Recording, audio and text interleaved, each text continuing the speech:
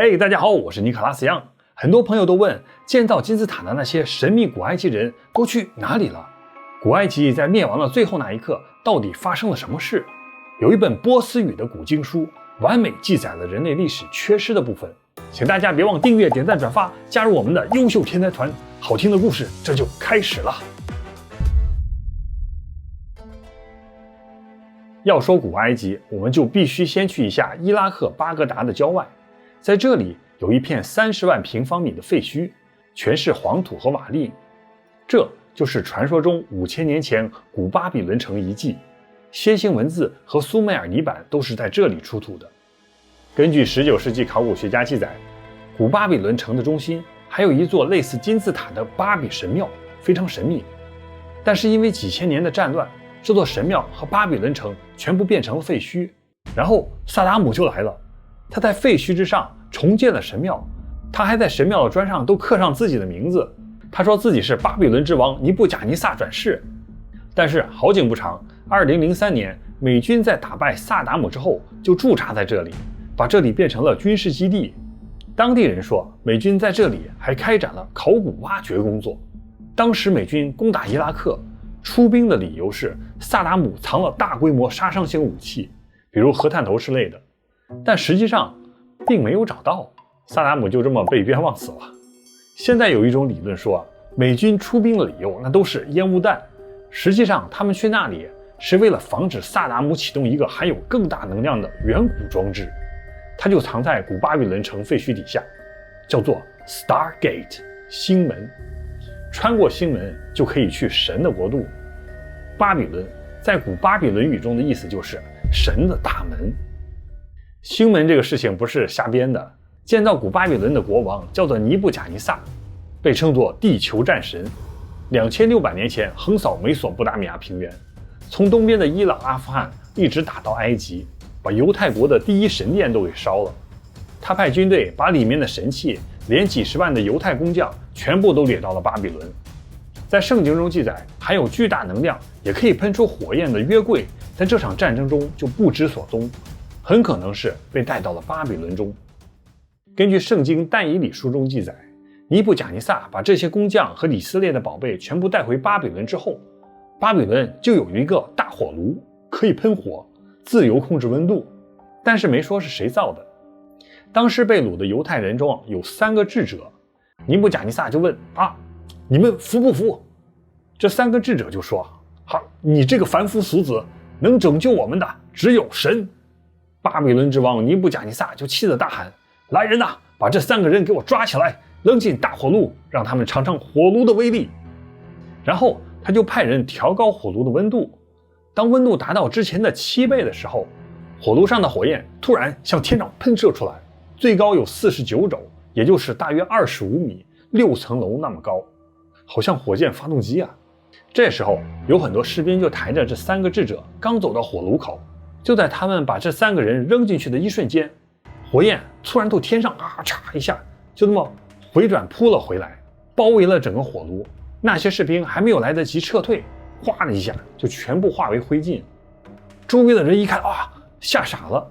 这时候他们往火炉里一看，发现火炉里有3个智者一点都没事，这衣服也没有着火，而且火炉里还有微风吹过特别凉快。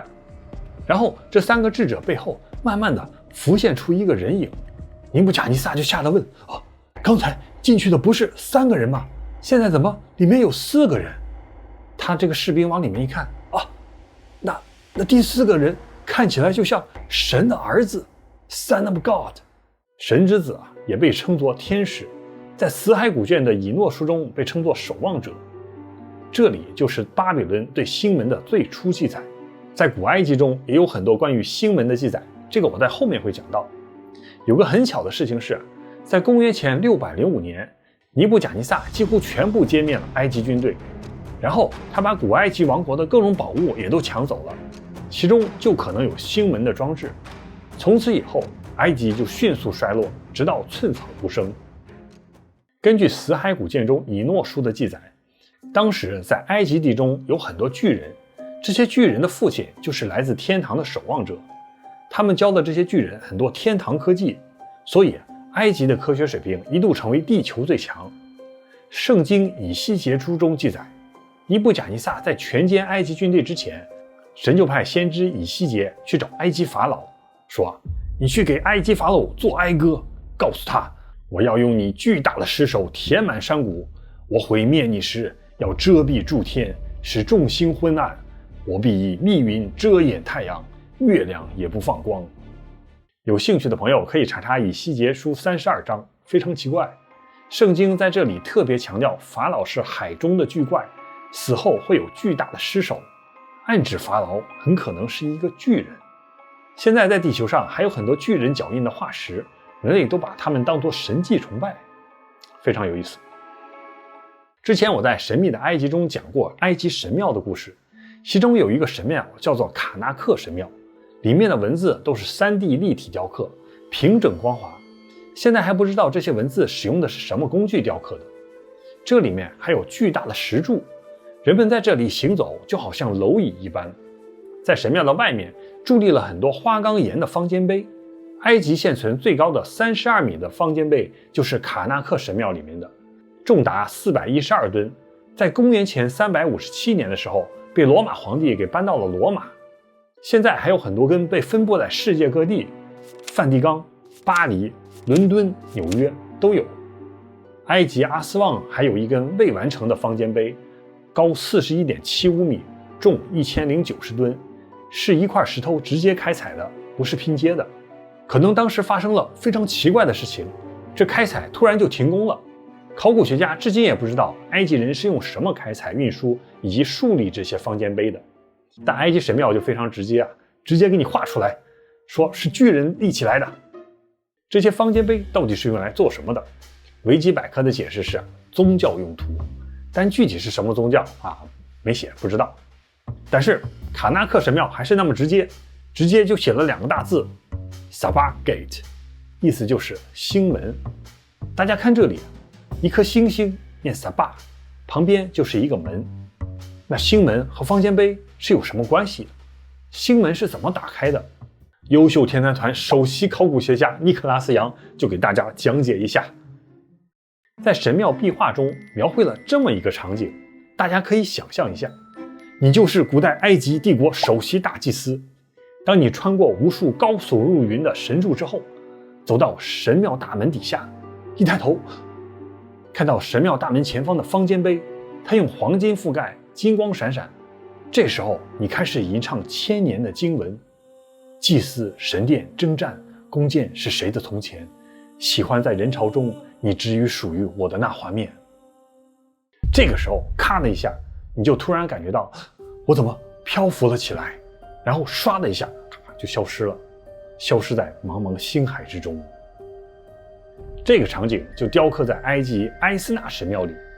大家看这幅壁画，在方尖碑的下面有一个大门，这个大门的形状和神庙的大门是一模一样的，旁边还站了2个巨人神灵。然后第2个场景，这右边的巨人手上射出一条能量光线，然后神庙大门就被一个环状能量场包围，然后就慢慢的抬了起来。在第3个场景中，这个大门就飞到了空中，下面的空间还可以站一个人，这非常奇怪。大家看这3个壁画，就会发现一个同样的特点，就是有人故意把这个场景里的关键信息给破坏掉了。比如这个大门中间是什么样子的，这个能量从天上是怎么发出来的，难道是故意有人要隐瞒真相？根据神庙记载，这种星门在埃及一共有4个。有人就说这个大门看起来的确是飞了起来，但是能量场绝对是胡说八道。那接下来我就带大家看一下更加震惊的古埃及能量场遗迹。 Dendera Temple 丹德拉圣殿是埃及保存最完好的神庙之一。在神庙中有一个密室，非常奇怪，一抬头就有很多星星，星房啊。然后墙上刻着一套神秘的装置，有4个好像外星人的头，然后这4个头上顶着4个星门。在大门的旁边有一个大罐子，从罐子上面伸出4条能量光线，连接到这个星门上。4个外星人的头下面还有个半圆形的盘，把它们都连接上，然后在右边就出现了一个波动的闪电状能量球。这一套闭环能量发生装置会不会就是核聚变能量场？他们用什么元素制造了巨大能量？这神庙都非常直接啊，全都刻在墙上，非常详细，随便看。就是这个图形 Nabu， 意思就是黄金，也是神的名字。黄金的用量是1只手加翅膀，意思是1吨黄金还是100盎司黄金就不知道了。那大家可能不知道啊，黄金其实具有巨大的能量，可以做核弹的。黄金有很多同位素，其中一种叫做黄金197，是热核弹头的主要原料。在1962年，美国在内华达的地下进行了代号 Saturn 的核试验，当时的核弹头只有212千克，产生了104千吨 TNT 当量的爆炸。爆炸之后的弹坑是美国历史上最大的人造爆炸坑。当时爆炸之后最多的核辐射就是黄金198同位素。那为什么不用黄金造核弹啊？因为太贵了。所以使用黄金作为原料的这个装置，可能就是用罐子里的黄金转变成198同位素，然后进行核聚变。核聚变更安全，而且装置可以更小。最近美国已经宣布核聚变取得历史性突破。那这种科技会不会是他们在巴比伦废墟底下找到的星门科技？刚才墙上刻的如何制造核聚变的装置，那用起来是什么效果？埃及人说啊，你不用猜，我也给你们刻上去，随便看。我们沿着密室往里走，这就是传说中的 Dendera 之光。有人说啊，这是古代埃及的电灯泡，这肯定不是电灯泡。古代埃及人费那么大力，又是星门又是核聚变，最后给你做个电灯泡。这个其实就是能量场激光发射器，可以产生巨大能量。之前 3D 立体的文字和石像可能就是用这个雕刻的。为什么这么说啊？大家看这个古代埃及的工程师，他有什么不一样的特点啊？就是他在操作仪器的时候，他的物理形态出现了波动。大家看，在这里它出现了2个鼻子、2个嘴巴，还有肩膀。这个说明这个装置产生的能量场可以让物质从粒子变成波，是不是这样就可以利用量子物理穿越宇宙？这个非常有意思啊。Dendera 这么多高科技装备的效果是怎么样？效果呢必须是非常强大。接下来就是 Dendera 神庙中最悬疑的部分，名侦探柯南都要上场了。我们慢慢走出这些密室，然后往寺庙的外面走。当我们走到一个正对窗户的楼梯的时候，你会发现这个楼梯好像有点不太对劲啊。我们走进去一看啊，这个台阶被融化了。大家看这些斑驳的地方，一层一层的，好像是岩浆从上面流淌了下来。这些台阶是用坚硬的花岗岩雕刻的，要被融化就必须要有超过1000度的温度，持续几个小时才能达到这种效果。而且这个走廊这么狭窄，那就必须是一种手持的装置瞬间产生的能量射到台阶上，才可以让花岗岩的台阶融化，而且不能伤及旁边的墙壁和天花板。那当时这里到底发生了什么事情？这里其实有2种解释，一种是工程师操作失误，把能量仪器摔到了地上，导致台阶融化。那问题就来了，如果是失误操作，那就应该在事后有人把台阶快速修复好。这里毕竟是神庙啊，一定要保持整洁。但是啊，这个现场一直保存了几千年，就没有人来修复。这就说明自从这个台阶融化了，其他的古埃及人也都消失了。第2个解释就是有一天，很多古埃及人好像在逃避什么人的追杀，跑到神庙里避难。这个时候，外面的杀手透过窗户一看，他发现神庙里有很多慌张逃跑的人，这时候杀手就从窗户外面唰的一下射出了一道火热的激光。这道激光瞬间就穿过了那些人的背后，啪这一下把他们烧成了灰烬。而这道炙热的激光也就射入了神庙1000年的台阶，把台阶融化。这是凶杀案现场啊！所以就在神庙台阶被融化的那一天，古埃及人就被灭族了，古埃及的各种工程也就突然停工了。这种融化的证据在埃及的其他地方都可以找到线索，比如金字塔周围出现熔岩的痕迹，非常深的一道一道的，都烧出了坑来。在卡纳克神庙有很多被高温毁坏的方尖碑碎片，大家看，这里的石头表面都出现了一块一块好像棉花糖的花纹，这就是被高温加热后石头表面不均匀的冷却收缩形成的。还有神庙的星门，它们都出现被高温炙烤之后变黑，直到掉渣的痕迹。大家再看这些巨大的神像，这就很直接了，一看就是从上到下都被融化了。有科学家说这是古代太阳风暴引起的，但这不太可能，因为这些被融化的神像建筑都是局部的。如果是太阳风暴灾难，那应该是所有的金字塔神庙都会有被融化的现象，但实际上并不是。这就说明可能是有另外一群势力，他们拿着高科技能量武器，专门定点清除古代埃及人、祭司还有星门这些所有的高科技。这到底发生了什么？这就要回到节目刚开始的伊拉克。在伊拉克和伊朗交界的地方出土了一本波斯语记载的经文，它是摩尼教经书《天龙八部》里的明教，这就是传说中死海古卷巨人之书的波斯语手抄本。死海古卷和这本摩尼教的巨人之书都是破碎不堪的，但是两本书拼接之后，还是可以看出一个几乎完整的故事。我们在以前的节目就讲了死海古卷中的以诺之书，以诺之书是神和以诺的视角来记录堕落天使和巨人的，而巨人之书是以巨人的视角来阐述他们在最后一刻的经历。但接下来我就给大家讲一下古代埃及发生的最后一刻的故事。自从有200个堕落天使降临地球以来，他们用天堂的秘密创造出无数的巨人和怪兽，他们吞噬和污染了整个地球，遍地都是鲜血和哀嚎，地球上的人类的哭声都传到了天堂。这些天使守望者和巨人使用的都不是真正的天堂秘密，而是他们一知半解的知识，所以在地球被他们污染之后，巨人也不可以持续，他们就想要说服更多的天使来到地球，要不然他们在这里的统治就会土崩瓦解，他们因此也会走向灭亡。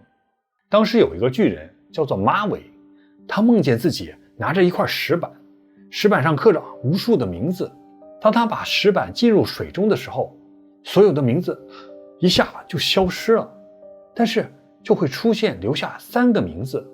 这是一个梦，每天晚上马尾都会做到这个梦，他非常害怕，心想这到底是什么意思？这石板上的3个名字其实就是诺亚和他的2个儿子。马尾就跑出去把他的梦告诉其他巨人，其他的巨人一听也大吃一惊，说啊，你也做梦了吗？我们现在都也天天做噩梦，难道我们是被诅咒了吗？马尾说啊，是啊，我仿佛听见那些被我们杀死的人类的呼喊，他们咆哮着让我们和他们一起毁灭。说完马尾就开始哭泣。另外一个巨人叫欧亚，他就问，难道我们都会完蛋吗？不会的，这末日的诅咒一定是给那些堕落的守望者的。对，就是他们，像天使阿扎塞尔，如何创造那些毁灭世界的武器都是他教的。哦，我们不会灭亡的，我们巨人和天使还有那些怪兽还能一起抵抗天堂。啊，只要我闭上眼，我就会梦到另外一个梦，在伊甸园里有200棵树，但是忽然所有的树都被飓风连根拔起，整个伊甸园就只剩下3棵树。他刚说完，周围的巨人就开始尖叫，难道我们的灵魂都要被毁灭了吗？这些巨人都非常害怕。马尾说，有一个人类可以告诉我们答案。于是马尾就可能乘坐了星门，书上说他是张开了手臂，仿佛有飓风把他托起一样，然后就来到了天堂。他在这里见到了正在游览天堂的以诺，他就问啊，以诺啊，这梦里到底是什么意思？以诺就说，判决以下，你们无法逃脱这一切的审判，堕落天使、巨人、怪兽，还有你们的孩子们，这一切的一切都要被毁灭。在天使拉斐尔来毁灭你们之前，你们能做的只有祈祷。后来时间逐渐过去，诺亚也长大了，他就按照神的指示建造了诺亚方舟。当大洪水将要来临的那一天，天空中响起了沉重的号角。这些天使对于巨人没有任何的怜悯，他们按照神的指令要把他们全部都消灭。这些天使由4大天使长加百利、米迦尔、拉斐尔、乌列带领，他们出现在天空中，吹起号角，然后把堕落天使的巨人孩子们全部都赶到城里。这些巨人们携家带口，一路哀嚎啊！天堂的天使们要用这种方法去逼那200个堕落天使现身。果不其然，这些堕落天使守望者听到他们孩子的哭喊，一下子就显现出来，冲出来啊，要突围，想要救出他们的孩子们。但是来自天堂的天使太强大了，他们用天堂的锁链把堕落天使全部都捆了起来。然后他们就走过城中的每间屋子、每座神庙，找到那些藏起来的巨人，射出来金色的光，毫不留情地把他们全部都消灭。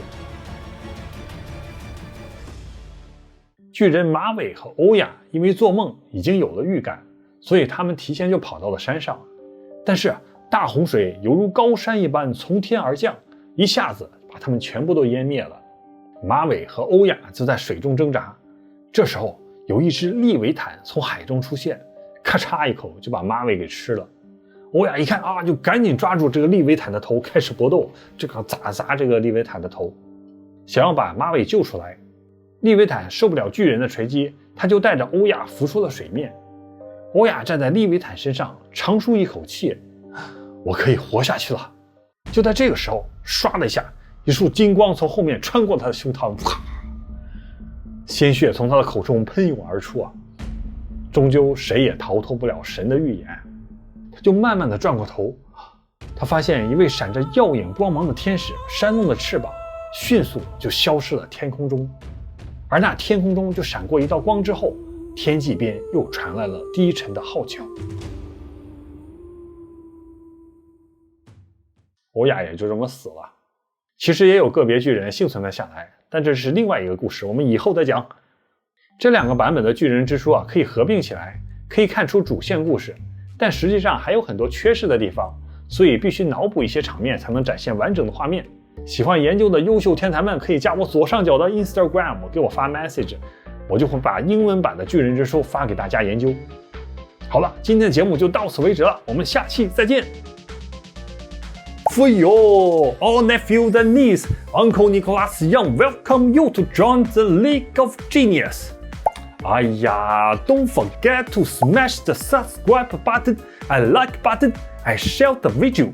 If you don't do that, you won't get the Genius Uncle and Aunt title. The League of Genius welcome you.